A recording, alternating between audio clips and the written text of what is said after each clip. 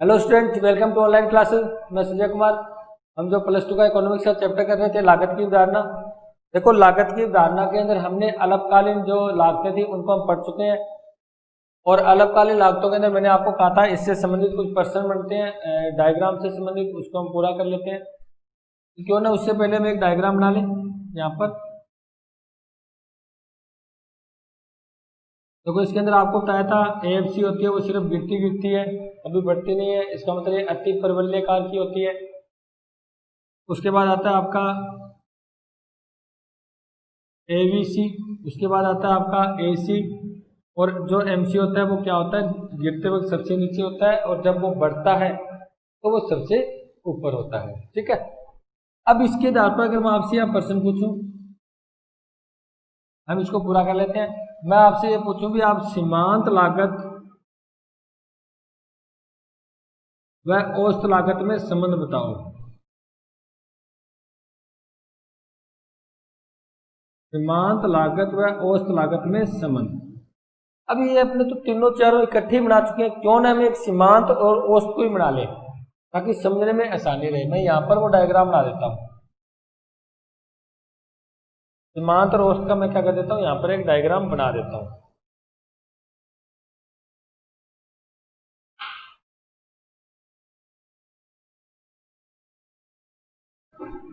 देखो, औसती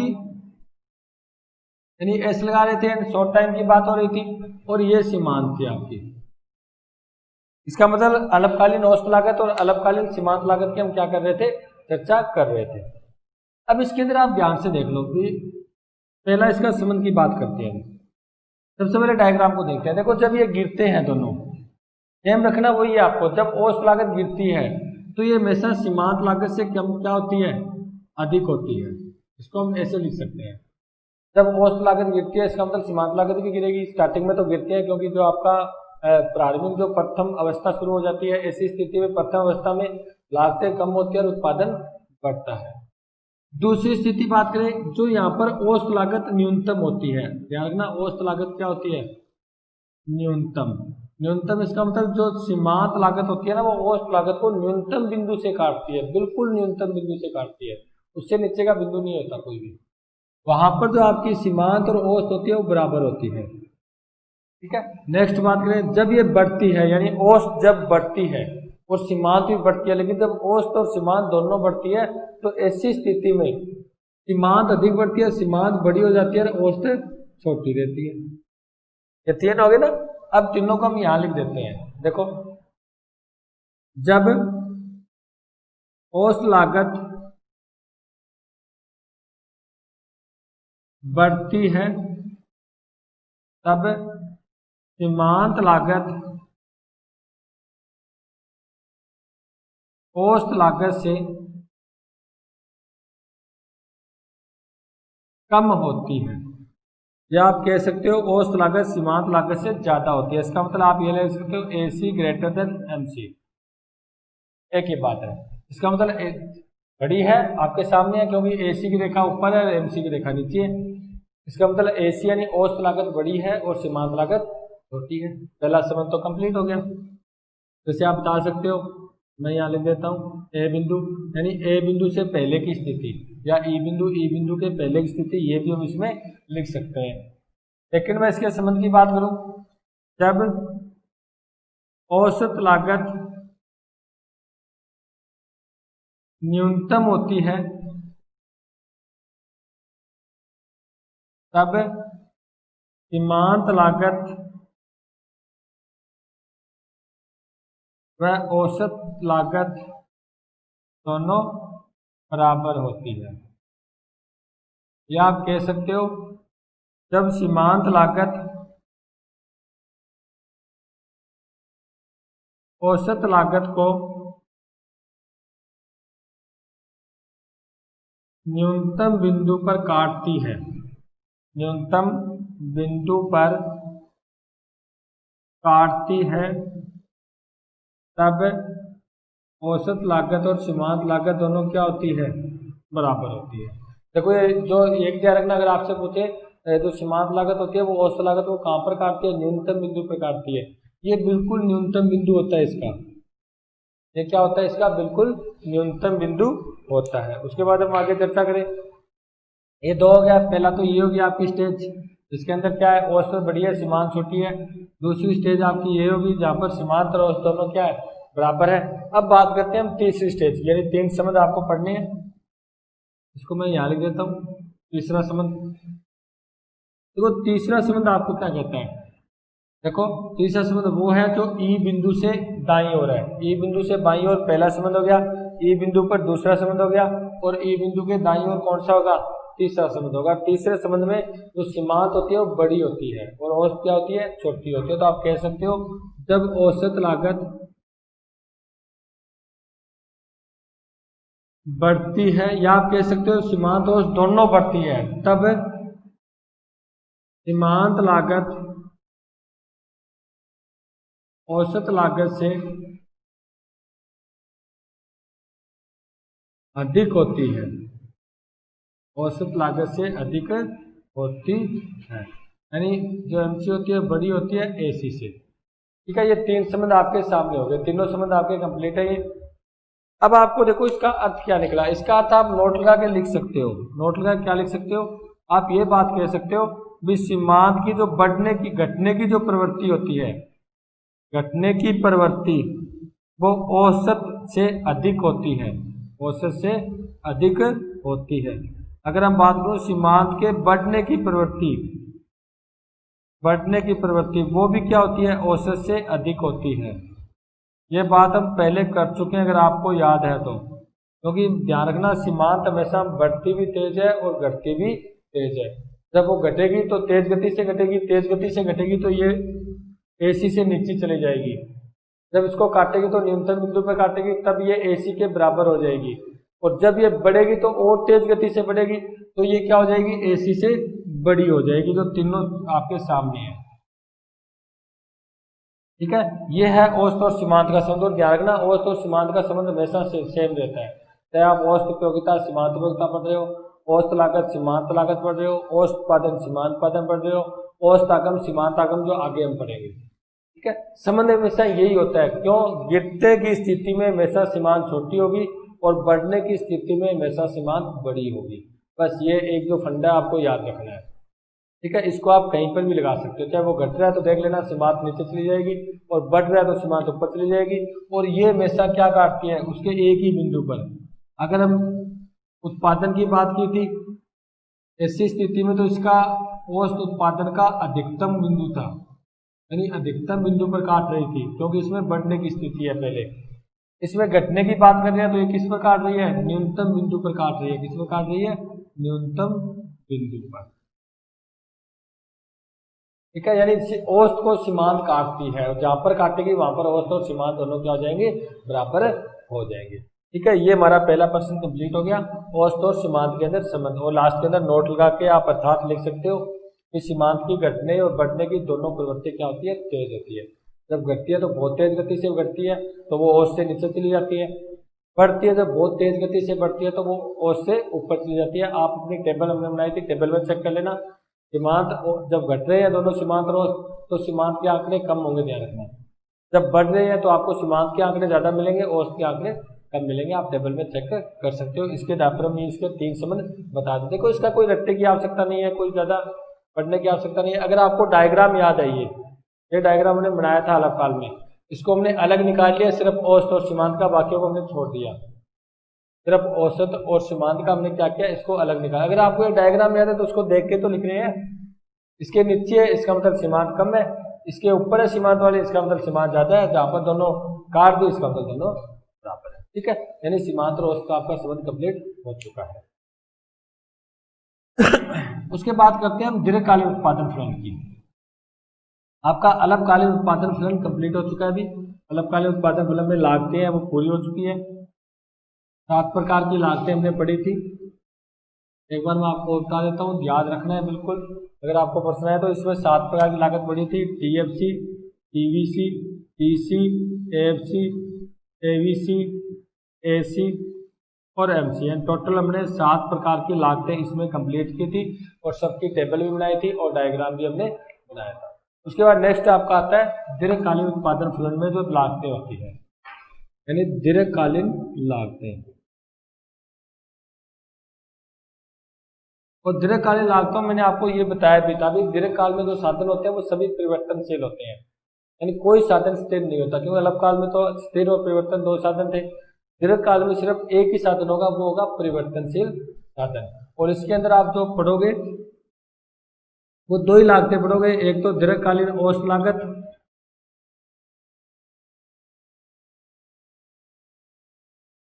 या आप इसके अंदर पहले कुल बार ले लेते हैं, दीर्घकालीन कुल लागत, और एक पढ़ोगे दीर्घकालीन सीमांत लागत।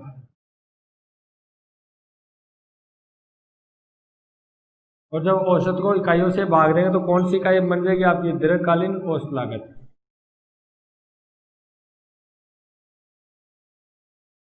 देखो डायग्राम सभी का सेम होगा, यू आकृति का कोई दिक्कत नहीं है, टेंशन लेने की जरूरत नहीं है। सिर्फ जहां पर अल्पकाल लगाया था हमने क्या लिखा था, एसएससी लिखा था, यानी शॉर्ट टाइम की बात की थी, वहां पर एलएसी लिखना है बस, यानी यहाँ लॉन्ग टाइम की बात हो जाएगी। डायग्राम यू आकृति का ही होता है, क्योंकि जो प्रथम अवस्था होती है उसमें लागतें हमेशा गिरती है, द्वितीय अवस्था में स्थिर होकर तृतीय अवस्था में लागतें बढ़नी शुरू हो जाती है। ठीक है, सब में यही होता है, लागत चाहे अल्पकाल हो चाहे दीर्घकाल हो, डायग्राम सेम होगा। लेकिन अब सबसे पहले बात करते हैं हम दीर्घकालीन औसत लागत की, इसके बारे में पढ़ते हैं। दीर्घकालीन औसत लागत,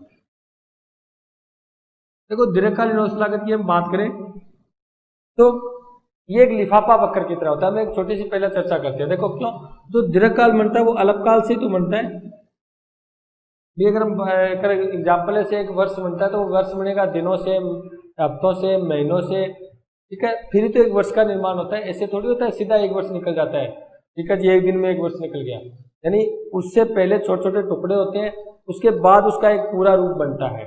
इसका मतलब जो दीर्घकाल का निर्माण होता है वो किससे होता है, अल्पकाल से अंदर होता है। तो इसके अंदर आपको करना क्या है, दीर्घकाल में, दीर्घकाल के अंदर आपको करना है, अगर दीर्घकालीन औसत लागत बनाना है तो अल्पकालीन औसत लागत वक्रों का योग तो होता है। अल्पकालीन औसत का जो लागत का योग होता है वही तो दीर्घकाल बनेगा। जब हमने एक माह का अल्पकालीन पढ़ा, 2 का, 3 का, 4 का, जब पूरे वर्ष की बात आएगी वो दीर्घकाल हो गया, यानी वो पूरा वर्ष यानी लंबा टाइम हो गया। महीना था वो अल्पकाल था, यानी कम समय था।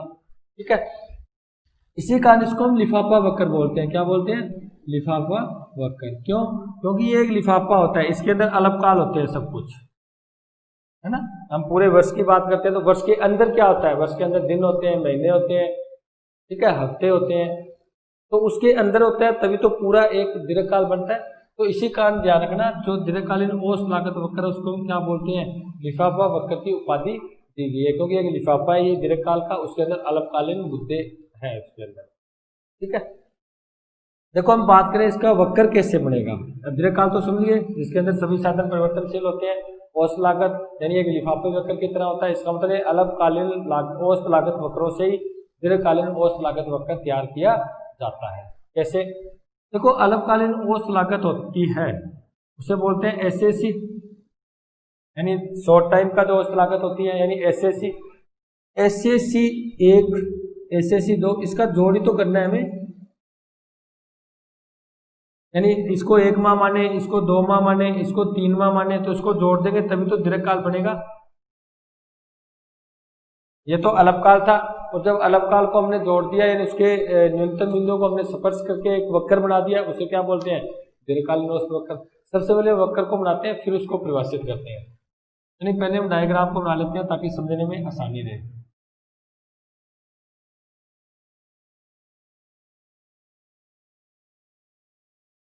देखो मान ये है आपका दीर्घकालीन औसत लागत वक्र। वैसे तो मैं आपको बता चुका हूँ इनका डायग्राम का शेप सेम ही होगी, उसके अंदर कोई परिवर्तन नहीं, युवा कृतिक होते हैं।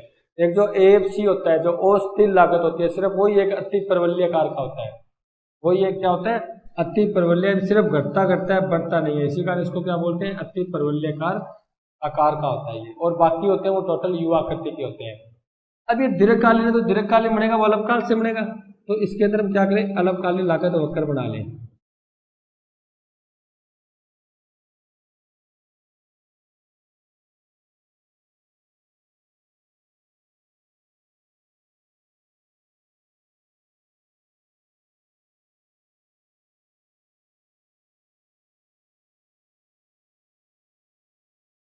इसका मतलब इसके अंदर मैंने 6 अल्पकालीन लागत वक्र बना लिए। कितने बना सकते हैं मतलब?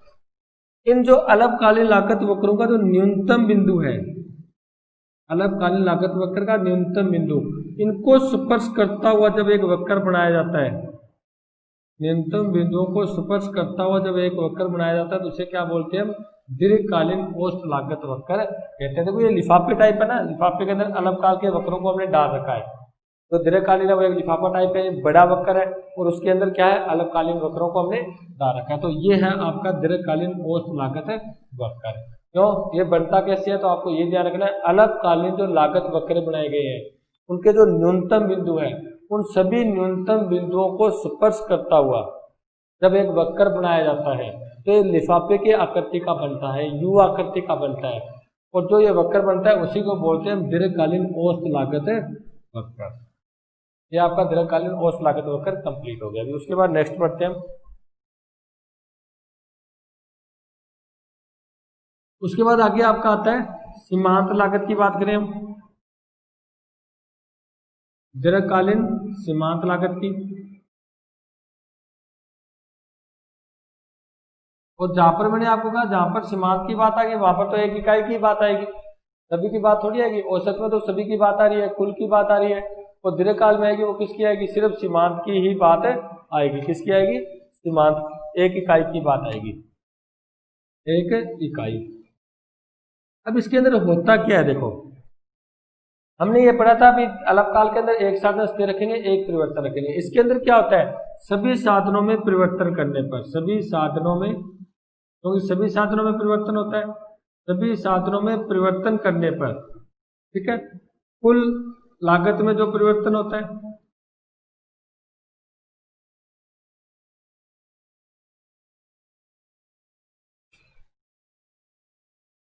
भाई जब हम सभी साधनों को परिवर्तन करेंगे उससे जो कुल लागत में परिवर्तन होगा, ठीक है, उससे जो एक इकाई की लागत निकलेगी, एक इकाई की लागत यानी एक साधन की लागत, एक इकाई की लागत, ये हमने क्या किया? सभी साधनों को परिवर्तन किया, उससे टोटल उत्पादन में परिवर्तन हो गया। ठीक है, जैसे मान लेते हैं हमने सभी इकाई परिवर्तन करके 100 वस्तु का एक्स्ट्रा उत्पादन हो गया, ठीक है, उससे 1000 क्या हो गई? कुल लागत हो गई। अब हम क्या करेंगे? एक इकाई का निकालेंगे, 1000 को 100 से भाग देंगे तो एक इकाई की लागत कितनी आई? 10। वही क्या है? दीर्घकालीन सीमांत लागत है। वही क्या है? दीर्घकालीन सीमांत लागत है। इसका मतलब आप इसको इतना कंफ्यूज से याद मत करो, वो पहले वाली परिभाषा लेके चलो। जब एक अतिरिक्त इकाई में परिवर्तन करने पर कुल लागत में जो परिवर्तन होता है उसे क्या बोलते हैं? सीमांत लागत कहते हैं। ठीक है, लेकिन यहाँ पर आप ये मत लिखना कि एक साधन को स्थिर रहते हुए परिवर्तनशील, एक अतिरिक्त परिवर्तनशील साधन की एक अतिरिक्त इकाई परिवर्तन करने पर, क्योंकि यहाँ पर स्थिर तो मान्य नहीं है, तो स्थिर वाला शब्द हटा दो, सीधे लिखो सभी साधन परिवर्तनशील है और उसके अंदर एक अतिरिक्त इकाई वस्तु का उत्पादन करने के लिए जब साधनों को परिवर्तन करते हैं उससे कुल उत्पादन में जो परिवर्तन होता है उसे क्या बोलते हैं? दीर्घकालीन सीमांत लागत कहते हैं। तो जो आपका दीर्घकालीन सीमांत लागत है, दीर्घकालीन सीमांत लागत वक्र है, वो भी क्या होगा? यू आकृति का ही होगा। कैसे होगा? यू आकृति का। LMC, LMC क्या होता है? लॉन्ग टाइम की बात हो रही है, दीर्घकालीन सीमांत लागत वक्र। ठीक है, ये हो गया आपका दीर्घकालीन। ये भी पहले गिरेगा उसके बाद बढ़ेगा, ये तो अपने दिमाग में रख लो। कुछ नहीं करना आपको, सिर्फ एक AFC को अलग दिखाना है, यानी उसको अति परवलयकार का दिखाना है, उसको यू आकृति का नहीं बनाना। बाकी सभी जितने भी आपके डायग्राम बन रहे हैं वो सभी यू आकृति के ही बनाने हैं आपको। पहले गिरता हुआ दिखाना है उसकी रेखा को, फिर उसको बढ़ता हुआ दिखाना है। उसके बाद नेक्स्ट करते हैं हम।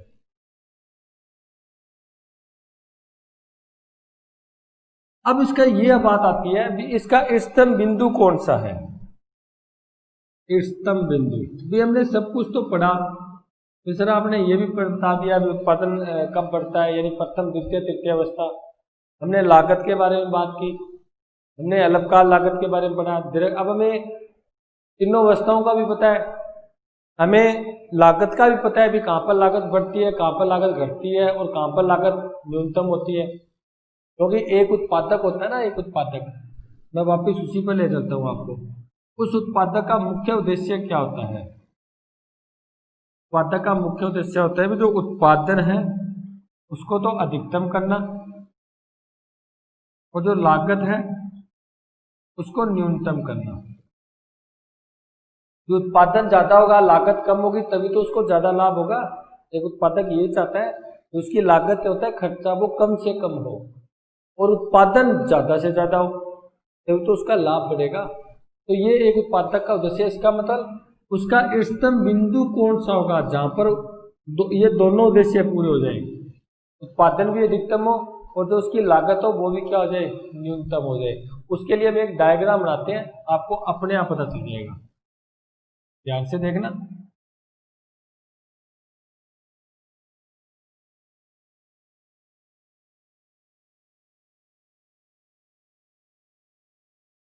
देखो हमने क्या पढ़ा था, हमने पढ़ा था एक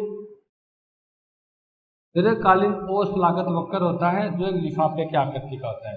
इसके अंदर ही एक अल्पकालीन औसत लागत वक्र होता है। एक ही बना लेते हैं क्योंकि इसे होता तो उसके अंदर ही ना, लिफाफे की आकृति है, लिफाफे की आकृति है, इसका मतलब रखना तो उसके अंदर ही, हमें बात तो नहीं रखना, एक से ज्यादा ही बना सकते हैं। क्योंकि अल्पकालीन लागत वक्र का जो न्यूनतम बिंदु होता है उसी को ये क्या करता है, स्पर्श करता है यहाँ पर। ठीक है, एक तो हमने ये बात की थी कि अल्पकालीन औसत लागत और दीर्घकालीन औसत लागत, इसको हमने कंप्लीट किया। अब हमने ये भी पढ़ा था जो अल्पकालीन जो औसत लागत है उसको जो आपका सीमांत है, अल्पकालीन जो सीमांत है वो उसको न्यूनतम बिंदु से काटते हुए ऊपर निकलती है। मैंने ये बना दिया, इस रेखा को मैंने यहां से ले लिया, यू आकृति का दिखा दिया। ठीक है, एसएसी ये है आपका एसएमसी यानी अल्पकालीन सीमांत लागत और ये है आपका अल्पकालीन औसत लागत, इसको न्यूनतम बिंदु पर काटता है। उसके बाद हमने ये भी बात की जो दीर्घकाल होता है औसत लागत, उसको जो आपका दीर्घकालीन जो सीमांत लागत होती है उसको भी न्यूनतम बिंदु से काटती है, यानी यहां लिख दिया मैंने एलएमसी। ध्यान रखना, मैंने आपको कहा था सीमांत चाहे अल्पकाल हो चाहे दीर्घकाल हो ये हमेशा औसत को न्यूनतम बिंदु पर काटती है। यानी आप अल्पकाल का बनाओगे डायग्राम तो आपको यही दिखाना है, बस यहाँ इसके साथ एस लगा देना आपको। अगर आपको दीर्घकाल का डायग्राम बनाना है तो भी आपको यही दिखाना है, बस इसके साथ एल लग जाएगा। यानी ये अल्पकाल की बात हो रही है, ये दीर्घकाल की बात हो रही है। इसका मतलब जो सीमांत होता है वो बढ़ते वक्त चाहे अल्पकाल है चाहे दीर्घकाल है हमेशा तेज गति से गिरता है, और जब बढ़ता है तो भी ये तेज गति से बढ़ता है, चाहे वो अल्पकाल हो चाहे दीर्घकाल हो। इसका मतलब दोनों में वो यू आकृति का होता है और दोनों में ये क्या करता है, औसत को न्यूनतम बिंदु से काटता है जहां पर दोनों बराबर होते हैं, चाहे वो अल्पकाल की बात हो रही है यहाँ पर बराबर होते हैं, चाहे वो दीर्घकाल की बात हो रही है। ठीक है, तो इसका मतलब क्या हुआ, हमने चारों डायग्राम को इकट्ठा बना दिया। हमने एक तो बना दिया दीर्घकालीन औसत लागत वक्र जो लिफाफे की आकृति का बना दिया हमने, उसके अंदर हमने क्या डाल दिया, अल्पकालीन औसत लागत को डाल दिया। हमने बना दिया ये जो आपका जो अल्पकालीन सीमांत था वो अल्पकालीन औसत को काट रहा है न्यूनतम बिंदु पर, और जो दीर्घकालीन सीमांत है वो दीर्घकालीन औसत को न्यूनतम बिंदु से काट रहा है। जहां पर चारों वक्र यानी L A C L M C, ठीक है, एस ए सी और एस एम सी यानी दीर्घकालीन औसत लागत, दीर्घकालीन सीमांत लागत, अल्पकालीन औसत लागत, अल्पकालीन सीमांत लागत, चारों बराबर हो या नहीं हुए, क्योंकि इस बिंदु पर चारों निकलते हैं, चारों आपस में काटते हैं इस बिंदु पर, और जहां पर चारों बराबर हो जाए वही क्या होता है, इसका इष्टतम बिंदु होता है। उत्पादन का क्या होता है, इष्टतम बिंदु होता है। क्यों होता है, क्योंकि देखो सभी की लागतें न्यूनतम है, चाहे अल्प दीर्घकाल है उसकी भी यहाँ, क्योंकि ये सीमांत काटता है वो औसत को न्यूनतम बिंदु से काटता है, लिख चुके हैं हम। तो यहाँ पर औसत दीर्घकाल औसत है उसका भी न्यूनतम बिंदु है, अल्पकाल औसत है उसका भी क्या, ये न्यूनतम बिंदु है, उसके नीचे कोई बिंदु नहीं है, न्यूनतम बिंदु है। और मैंने उद्देश्य क्या लिखा था यहाँ पर उत्पादक का भी, लागत को क्या किया जाए, न्यूनतम किया जाए, और उत्पादन को क्या किया जाए, अधिक किया जाए। तो जहां पर दीर्घकालीन औसत, दीर्घकालीन सीमांत, अल्पकालीन औसत, अल्पकालीन सीमांत, चारों वक्र बराबर हो जाए, चारों का मान बराबर हो जाए, वो होता है एक फर्म का, एक उत्पादक का इष्टतम बिंदु। ठीक है, एक फर्म का एक उत्पादक का इष्टतम बिंदु होता है जहां पर चारों बराबर हो जाए, LAC, LMC, SAC और SMC। ठीक है, उसे क्या बोलते हैं? उत्पादन का या फर्म का इष्टतम बिंदु कहते हैं। यानी एक उत्पादक है, एक फर्म है, वो उत्पादन करेगी, वो यहीं पर करेगी जहां पर चारों बराबर हो जाए। चारों बराबर कौन से बिंदु पर हो रहे हैं? आप लिख सकते हो E बिंदु पर हो रहे हैं। कौन से बिंदु पर हो रहे हैं? E बिंदु पर चारों बराबर हो रहे हैं। तो ये आपका हो गया जी लागत की अवधारणा कंप्लीट। हमने अल्पकालीन लागत पढ़ ली, जितनी प्रकार की लागतें थी उसकी जो डायग्राम था वो हमने कंप्लीट किया। हमने दीर्घकालीन लागतें कंप्लीट की है, जितनी उसका अर्थ पढ़ा था। तो दीर्घकाल में सभी साधन परिवर्तनशील होते हैं, तो इसके अंदर आपको सिर्फ दो ही लागत पढ़नी थी, एक दीर्घकालीन औसत लागत, एक दीर्घकालीन आपको पढ़नी थी सीमांत लागत। और इन सभी के इन दोनों जो अल्पकालीन दीर्घकालीन है उनके डायग्राम के द्वारा, चाहे औसत सीमांत का, उसके द्वारा हमने क्या निकाल दिया? इष्टतम बिंदु निकाल दिया फर्म का। ठीक है, उसके बाद नेक्स्ट करते हैं। यहाँ तक आपका जो ये उत्पादन लागत की उदाहरण ये कंप्लीट हो चुकी है, लागत के बारे में पढ़ चुके हैं। मैंने आपको कहा था इसकी टेबल से संबंधित कुछ प्रश्न आते हैं आपके, तो आपकी बुक के अंदर एक प्रश्न दे रखा है, उसको कंप्लीट कर लेते हैं आज हम। ठीक है, बुक के अंदर आपको एक टेबल दे रखी है, इसके अंदर आपको कुछ ज्ञात करना है। यहाँ पर आपको उत्पादन दे रखा है 0 से 6, 2, 3, 4, 5 और 6। यहाँ पर आपको TFC दे रखा है जो 20 दे रखा है, 20, ये सभी में 20 होगा क्योंकि ये तो स्थिर है, ये तो स्थिर है। जब एक पर 20 होगा तो ये तो सभी 20 होगा, क्योंकि स्थिर लागत हमेशा क्या रहती है? जब इकाइयों में स्थिर रहती है, उसका उत्पादन के साथ कोई संबंध नहीं होता। उसके बाद सेकंड जो आपको TVC आपको ज्ञात करनी है, एक आपको TC दे रखी है, जो दे रखी है 20, 30, 38, 20, 30 और 38। आगे आपको दे रखा है 44, 49 और एक दे रखा है 53, 59। आगे आपको याद करना है एक तो AFC, ABC, SAC और SMC। ठीक है, इतने कॉलम आपको क्या करने हैं? याद करने हैं। ये चीज आपको क्या दे रखी है? आपका एक बड़ा प्रश्न दे रखा है 5 नंबर का, इसको हम करते हैं कैसे ज्ञात होता है। देखो आपको पता है, हम सबसे पहले TVC की बात करते हैं। आपको पता है जो TC होती है वो क्या होती है?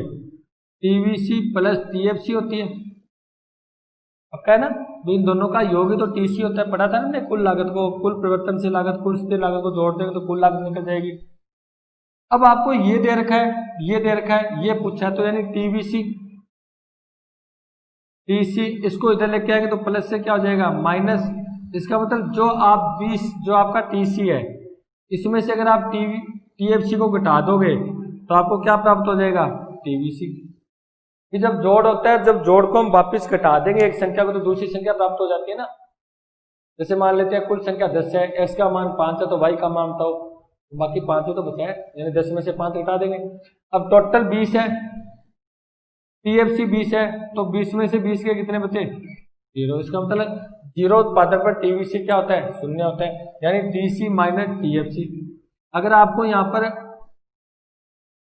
TFC पूछे TVC दे रखी है तो TC में से TVC को घटा दो, यानी कुल लागत में से परिवर्तनशील लागत घटाओगे तो कुल लागत मिल जाएगी, कुल स्थिर लागत मिल जाएगी। कुल लागत में कुल स्थिर लागत घटाओगे तो कुल परिवर्तनशील लागत आपको प्राप्त हो जाएगी। अब सब में घटाओ जाओ, 30 में से 20 गए 10, 38 में 20 गए 18, 44 में 20 गए 24, 49 में 20 गए 29, नहीं 19, सॉरी 29 है। ठीक है, 53 में 20 गए 33 और 59 में 20 गए 39। एक कॉलम आपको प्राप्त हो गया। करना क्या है? कुछ नहीं करना, TC में से TFC को घटाना है। क्यों घटाना है? क्योंकि इनको जोड़ के ही तो ये प्राप्त हो रहा है। अब जब वापिस इसमें से ये घटा देंगे तो ये प्राप्त होगा, इसमें से ये घटा देंगे तो ये प्राप्त हो जाएगा। ठीक है, अब निकालना आपको AFC, अस्थिर लागत। और अस्थिर लागत का मैंने सूत्र बताया था, कुल स्थिर लागत को उत्पादन की इकाइयों से भाग देना आपको। कुल स्थिर लागत कौन सी है? 20। इकाइयां क्या है आपके पास? ये है। इसका मतलब कुल स्थिर लागत को इकाइयों से आप भाग दे दो। 20 को 0 से भाग दिया, 20 को 1 से भाग दिया, 20 एकम 20। 20 को 2 से भाग दिया 10 दूना 20, 20 को 3 से भाग दिया तो 6 3 18.67 यानी 6 से आता रहेगा। 20 को 4 से दिया 500 के 20 आ गया। 20 को 5 से दिया तो 4 5 20 हो जाएंगे। और 20 को 6 से दिया 6 3 18 पॉइंट फिर 2 बच जाएगा ना, तो 6 3 18 3.33 इसका आ जाएगा। तो देखो हमने क्या किया, एफसी निकाल लिया। निकालने का बिल्कुल सिंपल सा फंडा था, सिंपल तरीका था, सूत्र में पता था, क्योंकि औसत निकलती है वो कुल में इकाइयों से भाग दे के निकलती है। अब आप औसत स्थिर निकाल रहे हो तो कुल स्थिर में इकाइयों का भाग दे दो। अगर आप औसत स्थिर निकाल रहे हो तो कुल स्थिर में क्या कर दो, इकाइयों का भाग दे दो। कुल में इकाइयों का भाग देना, तभी आपको एवरेज या औसत प्राप्त होती है। अब आपको एबीसी निकालना है। क्या निकालना है, एबीसी यानी कुल जो औसत परिवर्तनशील लागत। इसमें क्या करोगे, इसमें आप क्या करो, कुल परिवर्तनशील लागत में इकाइयों का भाग दे दो बस। औसत परिवर्तनशील लागत निकाल रहे हो तो कुल परिवर्तनशील जो इकाइयां है उसमें इकाइयों का जो लागत है उसमें इकाइयों का भाग दे दो। तो कुल परिवर्तनशील लागत कहाँ है, यहाँ पर है, ठीक है। उत्पादन की इकाइयां कहाँ है, यहाँ पर है। इसका मतलब आप इसको कॉलम का नाम दे सकते हो, यानी तीसरे कॉलम को पहले कॉलम से भाग देना है। तीसरे उसमें तो दूसरे कॉलम को पहले कॉलम से भाग दिया था तो आपको 5वां कॉलम प्राप्त हुआ था। अब छठा कॉलम यानी औसत परिवर्तनशील लागत को ज्ञात करने के लिए आपको तीसरे कॉलम को पहले कॉलम से यानी कुल परिवर्तनशील लागत को इकाइयों, उत्पादन की इकाइयों से भाग देना है। तो दे दो, देखो परिवर्तनशील 10 है, यहाँ पर 1 है तो 10 को 1 से भाग दिया 10। यहाँ 18 तीसरी इकाई में, नहीं दूसरी, अच्छा इसमें ये हो गया, इसका ये हो गया 2 का 18 का, 18 को 2 से भाग दिया 9 दूनी 18। फिर 24, 24 को 3 से भाग दिया 8 3 24। फिर 29, 29 को 4 से भाग दिया तो 7 चौके 28 आ जाएंगे, और 4 दूनी 8 और 5 चौके 20, 7.25 आ गया आपका। इतना ही आता क्या, देख लो 29 को 4 से भाग देकर।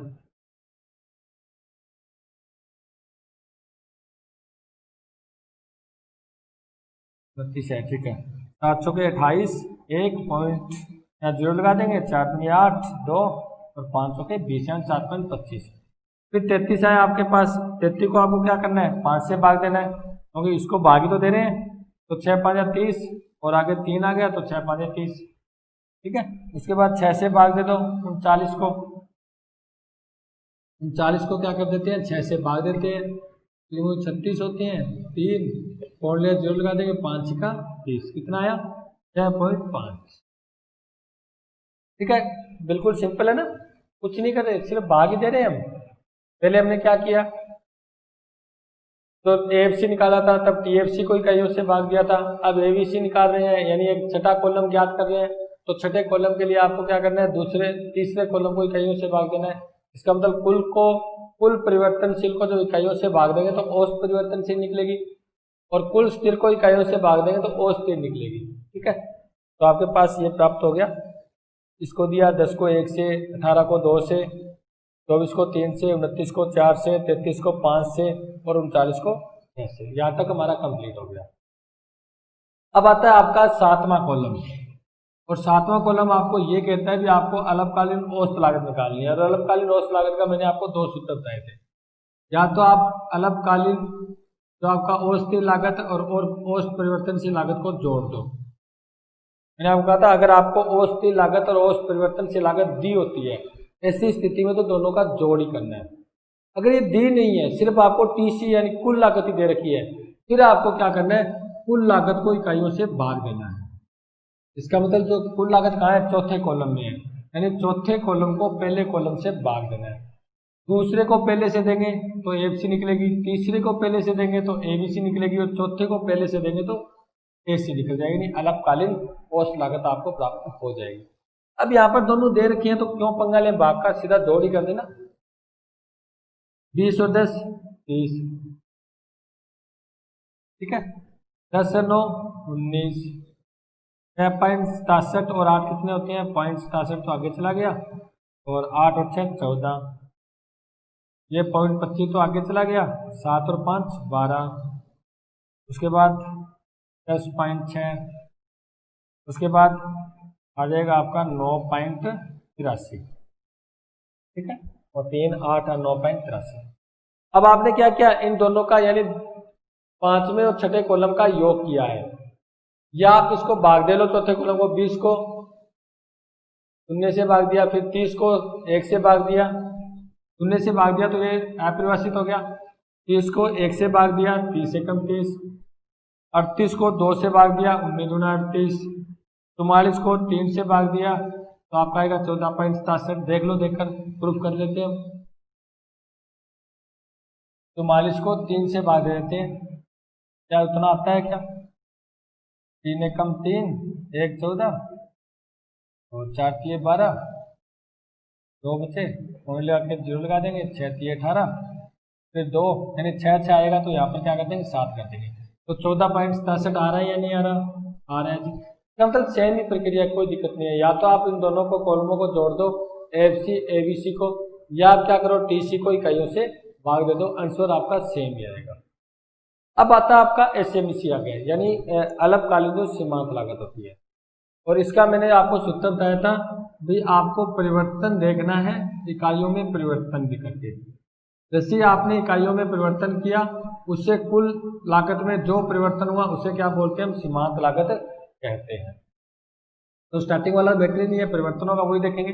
देखो इसका मतलब पहले कॉलम में और चौथे कॉलम में परिवर्तन को देखना है, पहले कॉलम और चौथे कॉलम में परिवर्तन को देखना है, यानी कुल में तो परिवर्तन देखना है हमें। हमने 1 का ही परिवर्तन की, कुल में कितना परिवर्तन हुआ देखो, 20 से 30 हुआ, कितने का परिवर्तन हुआ? 10 का। हमने 1 का ही वो परिवर्तन की, 30 से कितना हो गया? 38, कितने का परिवर्तन हुआ? 8 का। हमने 1 का ही वो परिवर्तन की, 38 से 44, कितने का परिवर्तन हुआ? 6 का। हमने 1 का ही वो परिवर्तन की, 44 से 49, कितने का परिवर्तन हुआ? 5 का। हमने 1 का ही और परिवर्तन की, 5 से 6, कितने का परिवर्तन हुआ? सॉरी 4 से 5, तो कितने का हुआ? 49 से 53 होगा तो कितने का हुआ? 4 का। हमने 1 का योग परिवर्तन की, 5 से 6 होगा तो कितने का परिवर्तन हुआ? 53 से 59 यानी 6 का। ठीक है, ये हमारे कंप्लीट हो गए। यानी कहने का मतलब बिल्कुल ही सिंपल है। अगर आपको परिभाषा या सूत्र याद है तो आपसे कोई भी क्वेश्चन, ऐसे क्वेश्चन आते हैं एग्जाम के अंदर। जब मैंने आपको स्टार्टिंग में जब ये शुरू किया था, जो आपके बुक के अंदर एग्जाम्पल है वो भी करवाया था, और ये आपका वो प्रश्न है जो आपके पीछे, जो किताबों के पीछे प्रश्न दे रखे है ना, उससे मैंने आपको करवाया है। ये दे रखा था इसलिए मैंने सोचा ये आपको करवा दिया जाए। तो देखो इससे आपको परिभाषा भी याद हो रही है। टीवीसी निकालना था तो टीसी माइनस टीएफसी यानी दोनों का योग टीसी। एफसी यानी कुल स्थिर लागत को जब उत्पादन की इकाइयों से भाग देंगे तो वो स्थिर लागत आएगी। ये जो इसकी परिभाषा है, ये इसका सूत्र है, इससे ही आप मान निकालोगे। एबीसी यानी औसत परिवर्तनशील लागत, कुल परिवर्तनशील लागत को जब इकाइयों से भाग दोगे तो आपको औसत परिवर्तनशील लागत मिलेगी। ये इसका सूत्र है, ये इसकी परिभाषा है, ये इससे आप कॉलम निकालोगे। एसी औसत लागत या औसत परिवर्तनशील लागत जोड़ दोगे या कुल लागत को उत्पादन की इकाइयों से भाग दोगे तो आपको क्या मिलेगी? एसएससी प्राप्त होगी। एसएमसी अल्पकालीन जो आपकी सीमांत लागत है, उसके लिए आपको क्या करना है? इकाइयों में परिवर्तन करके आपको कुल लागत में परिवर्तन को देखना है। यानी एक अतिरिक्त इकाई में परिवर्तन करने से प्रश्न वही आता है, सेम ही आता है सीमांत के लिए। आंसर आप वही लिखना आपको, एक अतिरिक्त इकाई यानी उत्पादन की एक अतिरिक्त इकाई बढ़ाने पर या परिवर्तन करने पर कुल लागत में जो परिवर्तन होता है, कुल लागत में यानी इकाई की परिवर्तन करने पर कुल लागत में जो परिवर्तन होता है उसे हम क्या बोलते हैं? सीमांत लागत कहते हैं। और सीमांत लागत का देख लो, पहले 10 का हुआ, फिर 8 का हुआ, फिर 6 का हुआ, फिर 5 का हुआ, फिर 4 का हुआ और फिर 6 का हुआ। यानी कहने का मतलब है, अगर आपको इतना सूत्र याद है, आपको परिभाषा याद है, टेबल बना सकते हो आप। ऐसा प्रश्न पक्का आता है एग्जाम के अंदर, 4-5 नंबर का आता है साथ में, और करना कुछ नहीं होता, सिर्फ इनको कॉलमों को पूरा करना होता है। या इसके अंदर बीच में कोई संख्या छोड़ दे, ये छोड़ दी, ये छोड़ दी, ये छोड़ दी, इसको पूरा करना होता है। बिल्कुल सिंपल होता है। ठीक है, सिर्फ आपको ये 4-5 जो सूत्र है, छोटी छोटी बातें हैं, वो आपको याद रखनी है। ठीक है डियर स्टूडेंट, ये आपका लेसन कंप्लीट हो चुका है, लागत की अवधारणा। आगे हम पढ़ेंगे आगम की अवधारणा। ठीक है, वो हम नेक्स्ट क्लास नेक्स्ट वीडियो में पढ़ेंगे। Thank you.